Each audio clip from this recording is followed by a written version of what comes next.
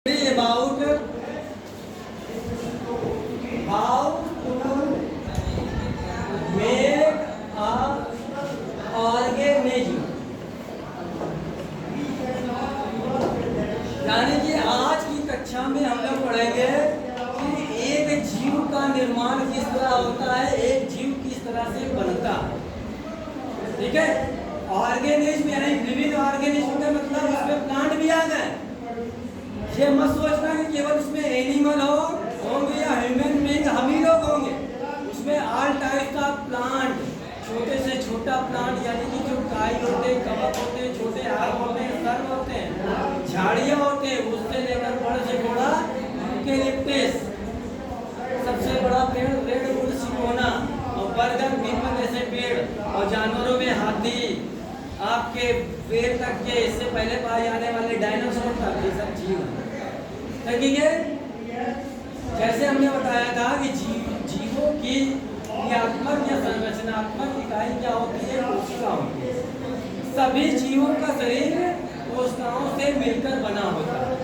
ठीक है, तो देखिए सबसे पहले आपका जो टिश्यू को हिंदी में कहते हैं ऊतक। क्या कहते हैं? ऊतक। जब कई सारे ऊतक मिलकर एक साथ काम करने लगते हैं, मैनी टाइप्स ऑफ यानी कि मैनी टाइप्स ऑफ टिश्यू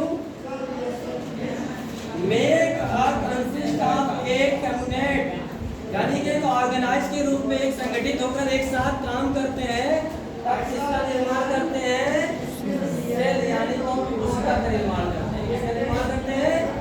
कोशिका का।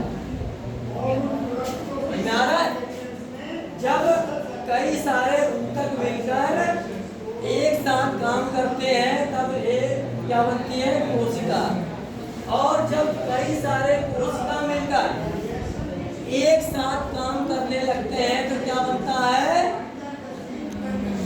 कोशिकांग। इसी को कहते हैं अंग। इंग्लिश में इसे कहेंगे ऑर्गन। क्या कहेंगे? ऑर्गन। और जब कई सारे ऑर्गन एक साथ मिलकर काम करने लगते हैं, आपने सेंस ऑर्गन सुना है? हमारे 5 ज्ञानेंद्रिय अंग होते हैं, आँख, कान, नाक, जीभ, त्वचा। और हमारे शरीर में आपने बचपन से पढ़ते चले आ रहे हैं, कुछ इंटरनल ऑर्गन है, कुछ एक्सटर्नल ऑर्गन है, कुछ आंतरिक अंग है और कुछ बाह्य अंग है। बाहरी अंगों को हम आंखों से देख सकते हैं, बट इंटरनल अंग को हम लोग आंखों से नहीं देख सकते। जैसे इंटरनल अंग हो गया आपका स्टमक, पेट हो गया, लीवर हो गया, स्मॉल इंटेस्टाइन हो गया, लार्ज इंटेस्टाइन, छोटी आंत, बड़ी आंत, हार्ट हो गया। ठीक है, आपका किडनी, गुर्दे हो गए, इसके बाद आपका लंग्स, फेफड़े, इनको देख सकते हैं। बाकी एक्सटर्नल पार्ट तो आप देख रहे हैं, जैसे कि आँख, कान, नाक, जीभ, हाथ, पैर, ये सब देख रहे हैं हम लोग, इनको हम लोग देख सकते हैं। ठीक है, और जब कई सारे ऑर्गन मिलकर एक साथ काम करते लगते हैं तो बनता है ऑर्गन सिस्टम। क्या बनता है? Organ system. यानी कि इसको इंग्लिश में कहते हैं, हिंदी में कहते हैं, सॉरी, अंग तंत्र। क्या कहते हैं? अंग तंत्र। और जब कई सारे ऑर्गन सिस्टम एक साथ मिलकर काम करने लगते हैं तो एक ऑर्गेनिज्म का निर्माण होता है, यानी कि जीव का। किसका निर्माण होता है? जीव का, यानी कि जैसे कि हम। अब इसको भी मैं क्लियर कर दे रहा हूँ। ठीक है, हमने बताया जब कई सारे ऊतक मिलकर एक साथ काम करते हैं तो क्या बनती है? कोशिका। अब जब कई सारे कोशिका मिलकर एक साथ काम करते हैं तो बनते हैं कोशिकाएं, यानी कि अंग। अब देखिए अंग, और कई सारे अंग मिलकर एक साथ काम करते हैं तो बनता है अंग तंत्र। अब देखिए ये दोनों क्लियर हो जाएंगे तो आपको समझ में आ जाएगा। अंग तंत्र का मतलब हमने देखा है, आपने सुना होगा हमारे शरीर में कई सारे अंग तंत्र हैं, यानी एक दो अंग तंत्रों के नाम आप लोग बता सकते हैं? खाना जब डाइजेस्ट होता है तो वो कौन सा तंत्र होता है? खड़ो के बताया करिए। पाचन तंत्र। वेरी गुड, बढ़िया। Process we take breath inhaling and exhaling. What is called? जब हम श्वसन की सांस लेते हैं तो वो कौन सा अंग कहलाता है? कौन सा तंत्र कहलाता है? श्वसन तंत्र। जो भी सांस लेने की प्रक्रिया वाला अंग होता है वो श्वसन तंत्र कहलाता है। कहलाता है कि नहीं? जैसे भोजन को पचाने के लिए पाचन तंत्र, सांस लेने के लिए श्वसन तंत्र, ठीक है। और जब हमारा वेस्ट मटेरियल पसीने के रूप में बाहर होता है, यूरिन के रूप में बाहर होता है, वो हमारा उत्सर्जन तंत्र।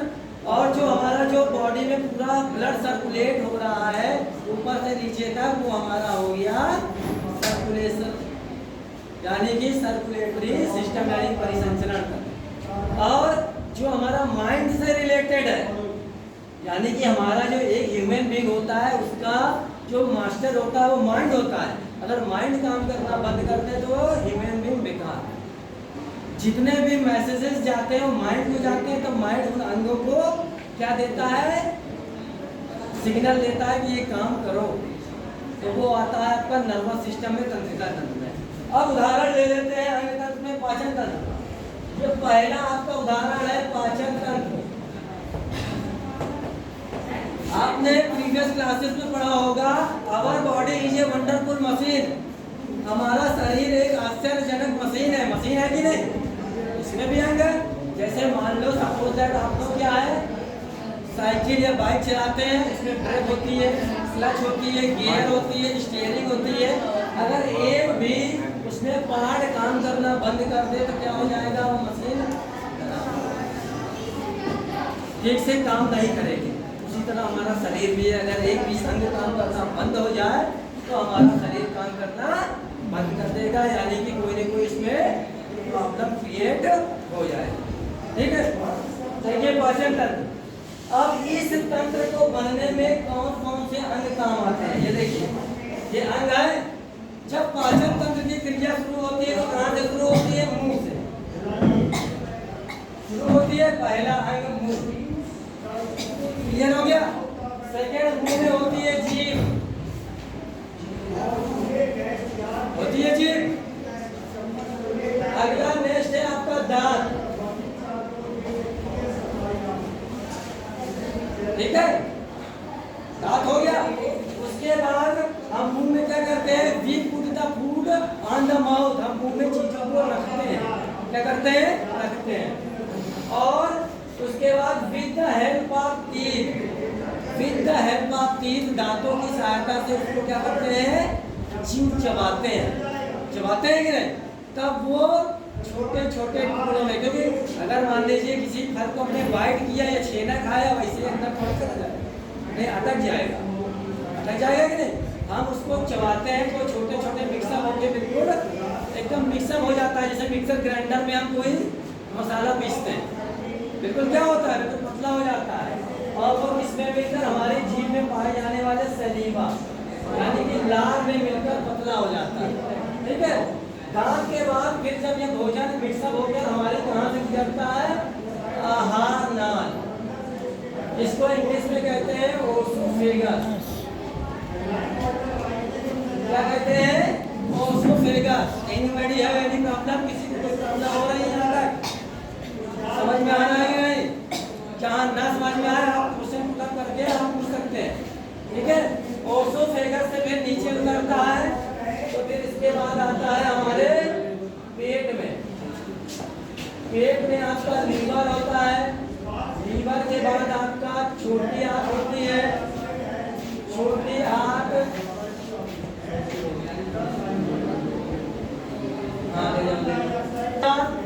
उसके बाद फिर बड़ी आंत। ठीक है, इन सभी अंगों से, इन अंगों का काम होता है, यही सब पूरे अंग मिलकर क्या बनाते हैं? एक तंत्र का निर्माण करते हैं। कौन सा तंत्र? पाचन तंत्र। समझ में आया कितने अंग मिलकर? अब मैंने डिफिनेशन में भी बता दी कि जब कई सारे अंग मिलकर एक साथ काम करते हैं तो क्या बनाते हैं? अंग तंत्र बनाते हैं। तो पाचन तंत्र एक अंग तंत्र है। क्या है? एक अंग। इसमें कौन कौन से अंग काम कर रहे हैं? हमारा मुंह, ठीक है, इसके बाद जीभ, इसके बाद दांत, आपका आहार नाल, गड़बड़ी या इसके अलावा भी पैनक्रियाज होते हैं, यानी कि आपका पित्ताशय होता है, पित्तरस, जिससे पित्तरस यानी बिल जूस यानी जिससे स्रावित होता है, जो खट्टी चीज़ों को पचाता है। इसीलिए कहता है अगर लीवर स्ट्रांग है तो किसी भी चीज़ को पचा सकता है। लीवर स्ट्रांग होना चाहिए हमारा। अगर लीवर में गड़बड़ी आ जाए तो डाइजेशन सिस्टम बिगड़ जाता है, हमारा पाचन तंत्र बिगड़ जाता है। तो इतना क्लियर हुआ, इतना आपको क्लियर हो गया बेटा? तो ये पहला तंत्र क्लियर हुआ है। कौन सा तंत्र? ये तो पहला सिस्टम है हमारे शरीर का। अब देखिए दूसरा सिस्टम हम बिल्कुल क्लियरली बिल्कुल आपको एक एक चीज बिल्कुल वो दे रहे हैं कि किसी तरह की कोई प्रॉब्लम नहीं क्रिएट होनी चाहिए। और ये अभी नहीं, आगे अगर क्लास में पढ़ते जाओगे तब भी ये काम आएगा। अब दूसरा मैंने बताया था श्वसन तंत्र, क्या बताया था? श्वसन तंत्र। इसको इंग्लिश में कहते हैं रेस्पिरेटरी सिस्टम। क्या कहते हैं? Respiratory system. हम लोग सांस लेते हैं, आप लोग जानते हैं कि प्रत्येक लिविंग थिंग सांस लेता है। सांस लेने में कौन सी गैस इन करते हैं? ऑक्सीजन गैस लेते हैं और कार्बन डाइऑक्साइड छोड़ते हैं। सांस लेने की क्रिया को इनहेलिंग कहते हैं और सांस छोड़ने की क्रिया को एक्सहेलिंग कहते हैं। सांस को अंदर लेना इनहेलिंग, अंदर लेना, और सांस को छोड़ना एक्सहेलिंग। ठीक है? और सांस जब लेते हैं तो ऑक्सीजन गैस लेते हैं और छोड़ते हैं तो कार्बन डाइऑक्साइड छोड़ते हैं। Oxygen O2, carbon dioxide CO2। ठीक है? ये फार्मूला होता है, समझ में आया आपको? और जस्ट इसके अपोजिट जो पेड़ पौधे होते हैं वो कार्बन डाइऑक्साइड ले लेते हैं, जो जहरीली गैस होती है, और हमको ऑक्सीजन दे देते हैं। जस्ट उल्टा करते हैं। अब देखिए रेस्पिरेटरी सिस्टम में कौन कौन से आपके ऑर्गन काम करते हैं, अंग काम करते हैं। तो पहले सबसे पहले हम जब सांस लेते हैं तो कहाँ से लेते हैं? नोज, लेते हैं नोज से। उसके बाद नोज तो ये पूरी है, उसके बाद इसमें दो नॉस्ट्रिल है, नासाद्वार, एक नॉस्ट्रिल जिसको कहते हैं नासाद्वार। नासाद्वार से तो हवा के साथ हमारी ऑक्सीजन अंदर जाती है। फिर इसके बाद अंदर होते हैं डायाफ्राम, श्वास नलिका होती है, सांस नली। उसके बाद फेफड़ों में जाती है। ठीक है? फेफड़ों में क्या करते हैं? जब सांस लेते हैं तो फेफड़े सिकुड़ते हैं, जब छोड़ते हैं तो वो गुब्बारे की तरह उड़ते हैं। ऑक्सीजन गैस अंदर जाती है और कार्बन डाइऑक्साइड बाहर निकल जाती है। ठीक है? और जब सांस लेते हैं तो यही ऑक्सीजन हमारे ब्लड में सर्कुलेट होकर पूरे बॉडी के ऑल पार्ट ऑफ बॉडी में क्या होती है? सर्कुलेट एंड ट्रांसफर्ड होती है। और ऑक्सीजन हमारे लिए क्या? प्राणवायु। उसके बिना life is not possible on the earth without the oxygen. So there are very important of plant in our life. More and more tree, ज़्यादा से ज़्यादा पेड़ लगाइए। अगर पेड़ पौधे नहीं होंगे तो जीवन का अस्तित्व खत्म हो जाएगा। हो जाएगा कि नहीं? तो अब समझ में आ गया ये कौन सा, ये दूसरा कौन सा तंत्र हो गया? श्वसन तंत्र। ठीक है? तो दो के माध्यम से मैंने समझा दिया कि नहीं, ये सब अंग मिलकर काम करते हैं। और इसके बाद ज़्यादा क्लियर अब समझ में आ गया। इसी तरह अगला तंत्र होता है, उसको क्लियर नहीं करेंगे। अगला होता है आपका परिसंचरण तंत्र। कौन सा होता है? परिसंचरण तंत्र, जिसको कहते हैं circulatory system. CIRCULATORY, circulatory system. ठीक है? परिसंचरण तंत्र का मतलब होता है, एक चीज और बता दे, एक क्वेश्चन करता है परिसंचरण तंत्र की खोज किसने की थी? तो विलियम हार्वे ने। किसने की थी? विलियम हार्वे नाम के वैज्ञानिक थे। इन्होंने एक नंबर का क्वेश्चन आया था परिसंचरण तंत्र। ठीक है? अब देखिए परिसंचरण तंत्र में ब्लड का पूरा सर्कुलेशन, ब्लड कहाँ बहता है बताओ? शरीर का ऐसा कोई अंग है जहाँ काटा जाए और ब्लड ना निकले, लगभग सभी जगह से निकलता है। जरा सी चोट लग जाए, कट लग जाए, निकलने लगता है ब्लड। ठीक है, आप कट लगाइए, कट में ब्लड निकलने लगेगा। ब्लड का रंग कैसा होता है? लाल, नीला है तेरा, नीला है आपका। किसका नीला होता है? ऑक्टोपस। ऑक्टोपस का ब्लड नीला होता है, उसके 3 हार्ट होते हैं। समझ लो ऐसे ऐसे जीव पड़े हैं हमारे पृथ्वी पर। ऑक्टोपस का जो ब्लड होता है वो नीला होता है, नीला। भाईजान, हाँ। अब परिसंचरण तंत्र में हमारे शरीर में कितनी सारी वेसल्स, रुधिर वाहिनियां हैं। ये जो खून है, ब्लड है आपका, इसका एक हिस्सा हो गया खून। ये कहाँ बहता है? वाहिनियों में, रुधिर वाहिनियों में बहता है। ठीक है, लसिका ये अंग हो गया। उसके बाद मेन अंग होता है हृदय, यानी कि हार्ट। हार्ट होता है। हार्ट के बारे में नेक्स्ट क्लास में आपको क्लियर करेंगे, बिल्कुल एक्सप्लेन करके पूरा इसका फिगर बना के। हार्ट का काम क्या होता है? एक पंप, यानी कि ये रक्त को शुद्ध करने का काम करता है, पंप की तरह काम करता है। ठीक है, ये अशुद्ध रक्त को शुद्ध करता है और शरीर के पूरे भागों में पहुंचाता है। चाहे हम सो रहे हो, चाहे जाग रहे हो, चाहे खेल रहे हो, चाहे जिस सिचुएशन में हो, चाहे जिस मौसम में हो, वो रक्त का सर्कुलेशन चलता रहता है। ये क्रिया कभी इस पर हमारा कोई बस नहीं जाए। क्या डाइजेस्टिव सिस्टम रुक जाता है? रात में सो जाते हैं तो नहीं, वो अपना काम करता रहता है। और डाइजेस्टिव सिस्टम को पूरा होने में 24 घंटे का समय लगता है। 1-2 घंटे की प्रक्रिया नहीं है, 24 घंटे का समय लगता है। सर्कुलेशन सिस्टम में भी पूरा ऊपर से नीचे तक बॉडी। अभी खड़े हैं तो ब्लड का सर्कुलेशन नीचे की ओर है। अगर मान लीजिए नाक से खून निकलने लगा तो समझ लीजिए लिटा दिया जाता है। लिटा दिया जाता है। जब पैर लटका के बैठेंगे तो ब्लड का सर्कुलेशन नीचे की ओर जाएगा, लेट जाएंगे तो वैसे जाएगा। तो ये सर्कुलेशन चलता रहता है। तो ये हो गया। हार्ट होते हैं इसमें। अब हार्ट का जब मेन टॉपिक पढ़ाएंगे हार्ट का, तो उसमें हम क्लियर करेंगे हार्ट के बारे में। तो ये हो गया अगला तंत्र। तो इसी तरह के और भी तंत्र पाए जाते हैं। समझ में आ गया बेटा? कोई प्रॉब्लम? अब जब ये सारे अंग तंत्र मिलकर, कौन कौन से अंग तंत्र? पाचन तंत्र, श्वसन तंत्र, परिसंचरण तंत्र, इसके बाद आपका तंत्रिका तंत्र, इसके बाद आपका सर्जन तंत्र, प्रजनन तंत्र, और भी 1-2 तंत्र है। अभी क्लियर नहीं, बाद में क्लियर हो जाएंगे। अभी तो मैंने समझाने के उद्देश्य से इसको बताया, जिससे आपको क्लियर हो जाए। आगे तरह से बता रहे हैं, ये अंग बता रहे हैं, अंग बता रहे हैं, अंग से मिलकर तंत्र बनता है। उसको क्लियर करने के लिए मैंने पाचन तंत्र में जो अंग सम्मिलित होते हैं वो मैंने क्लियर किया, कि जिससे आपको पूरा चीज क्लियर हो जाए। और क्या क्या ये सारे अंग मिलकर जब एक साथ काम करने लगते हैं तो क्या बन जाता है? एक अंग तंत्र बन जाता है।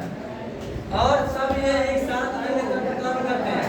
क्या अंग तंत्र बन गए कि नहीं? ये एक अंग तंत्र, ये एक अंग तंत्र, ये एक अंग तंत्र, ये एक अंग तंत्र, ये। जब ये सभी सातों सभी काम करने लगते हैं, ये है कहाँ पर? बॉडी, हमारे बॉडी के अंदर। एनिमल में भी है, जानवरों में भी ये तंत्र है। क्या सांस नहीं लेते वो? खाना नहीं खाते वो? सभी करते हैं। तो उनमें भी ये सिस्टम है। जब ये सभी तंत्र एक साथ मिलकर काम करने लगते हैं तो इसका निर्माण हो जाता है, एक जीव का निर्माण हो जाता है। जैसे कि हम लोग, एक किसका निर्माण हो जाता है? जीव का, जिसे इंग्लिश में कहते हैं ऑर्गेनिज्म। क्या कहते हैं?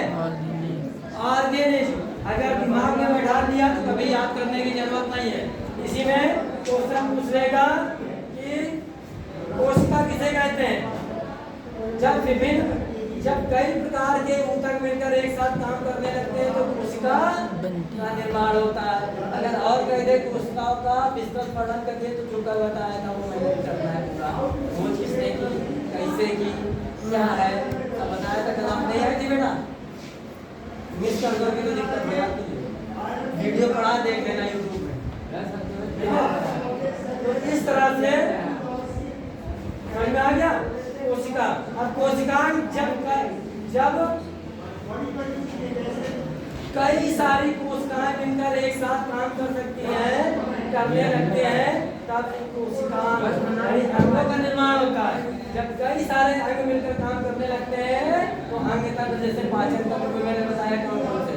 अब जब कई सारे अंग तंत्र काम करने लगते हैं एक साथ मिलकर, ये सब काम कर रहे हैं हमारे शरीर में, इनमें से एक भी गड़बड़ हो गया तो क्या होगा, किसके पास जाना पड़ेगा, डॉक्टर के पास। अगर पाचन तंत्र में गड़बड़ी हो गई, हमें पेट क्या होता है, लूज मोशन हो रहा है, डाइजेस्टिव सिस्टम बिगड़ गया। जब किसी बारात में गए देखे यार 6 ना हाथ हो गए, चलो एक की जगह 10 ले लो। जब ओवर डाइट करोगे तो नुकसान पहुंचाएगा। श्वसन तंत्र में कभी कभी किसी को सांस लेने की प्रॉब्लम हो जाती है, ब्रीथिंग सिस्टम ज्यादातर एक घुटन महसूस हो जाती है जहाँ पर पॉल्यूशन हो जाता है। पॉल्यूशन यानी धुआं धक्कड़ वाली जगह में सांस लेने में दिक्कत हो जाती है कि तो ये सब में से कोई भी गड़बड़ होगा तो जीव प्रभावित होगा।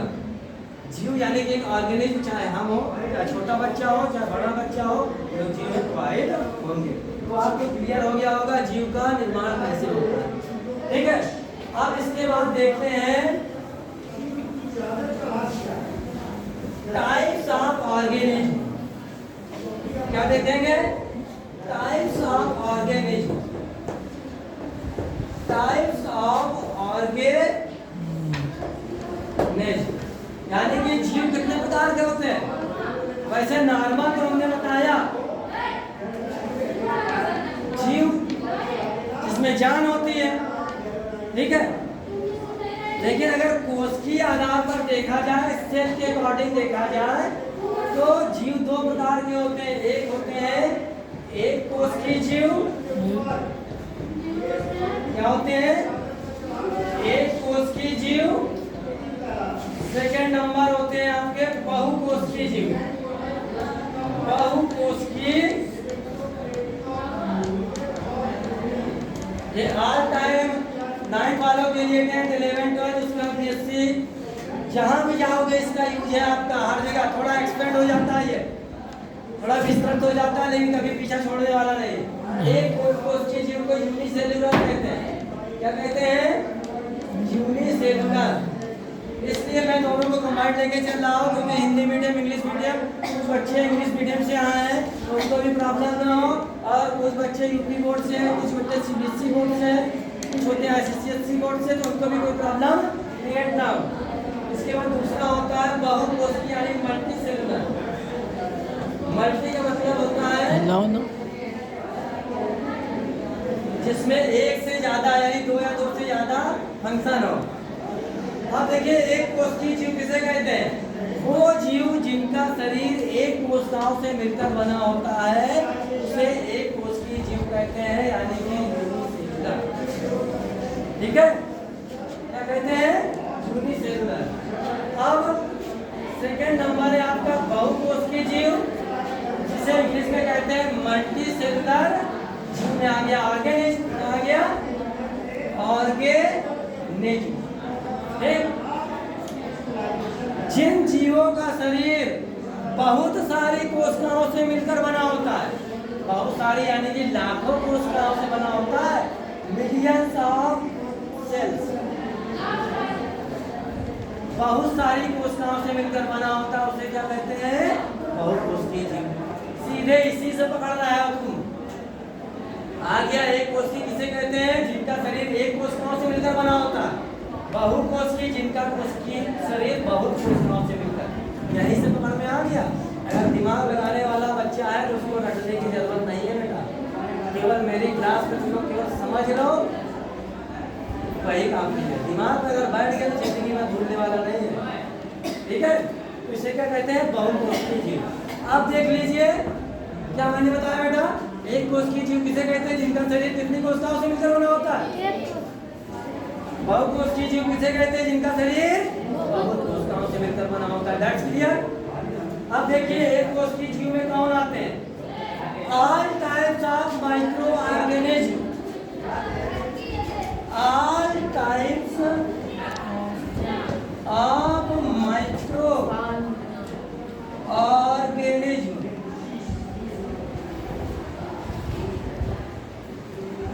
ऑर्गेनिज्म सभी प्रकार के सूक्ष्म जीव। माइक्रो मीन्स होता है सूक्ष्म, मैंने बताया था, जिनको हम आंखों से नहीं देख सकते, जैसे कि बैक्टीरिया यानी कि जीवाणु। जानती हैं जीवाणुओं के बारे में? विषाणु, जीवाणु बैक्टीरिया बीमारी फैलाते हैं जो विषाणु वायरसेस। इसके बाद फंजाई यानी कि कवक, प्रोटोजोआ, ये सब क्या है? एक कोष की जीव है। आ जाता है एक कोष की जीव किसे कहते हैं? एक कोष की जीव में आने वाले जीवों के नाम लिखो। तो एक कोष की जीव किसे कहते हैं ये लिख देना है, और एग्जाम्पल में लिख देना है ये जीवाणु, विषाणु, फंजाई, कवक, प्रोटोजोआ। वायरस आ गया है, कोरोना वायरस दिखता है आपको से, वो भी वायरस हो, टाइफाइड, मलेरिया, डेंगू उसका वायरसेस होते हैं, पोलियो का वायरस दिखते हैं और आंखों में हाथों में तो बैक्टीरिया जो दिखते ही नहीं है। जब इसको किससे देखोगे? किससे देखेंगे? हाँ, माइक्रोस्कोप से देखेंगे तब नजर आएंगे। तो एक कोश की इनका शरीर एक कोशिकाओं से मिलकर बना होता है, ठीक है। अब जैसे आपने अमीबा का नाम सुना होगा, अमीबा या अमीबा पैरामीशिया, ये जो कोश की जीव है, पैरामीशिया। पानी की एक बूंद में 1 ड्रॉप्स ऑफ वाटर, पानी की एक बूंद में लाखों अमीबा पाए जाते हैं। बताओ पानी की बूंद कितनी छोटी होती है? द ड्रॉप्स ऑफ वाटर, पानी की एक बूंद में मिलियन हजारों अमीबा पाए जाते हैं। तो कितने छोटे हो सकते हैं? वैसे हमारे ब्लड की एक बूंद में कितने वायरस पाए जाते हैं? तो यही बढ़ते चले जाते हैं। अगर हम लोग इलाज न कराएं तो रोग और गहरा हो जाता है।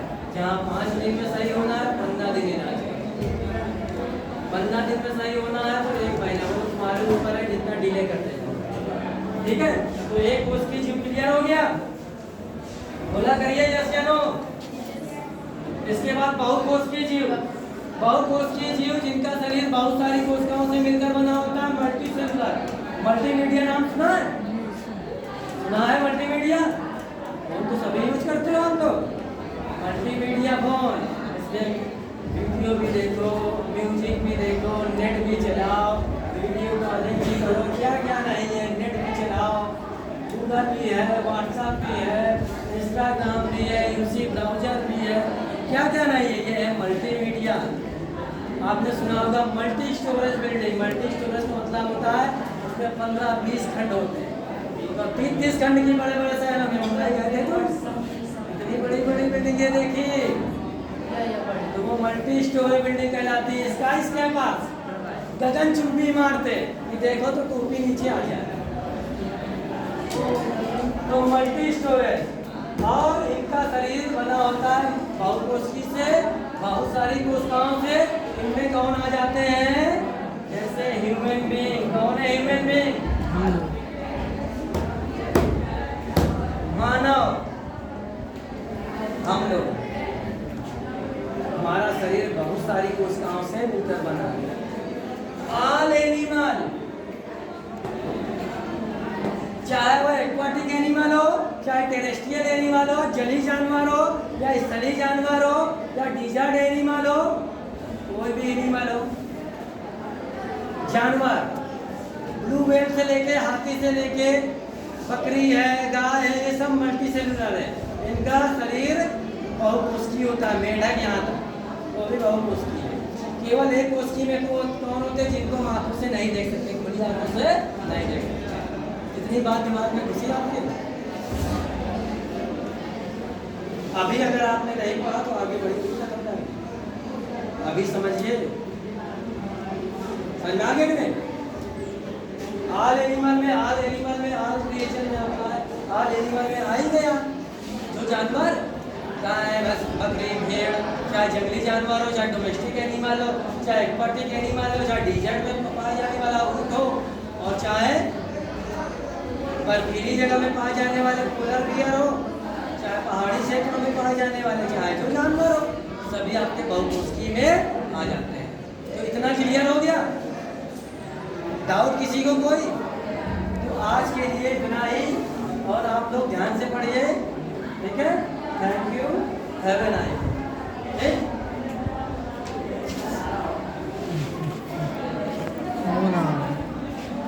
वो वीडियो चैनल से मेरे इसमें भेज दो।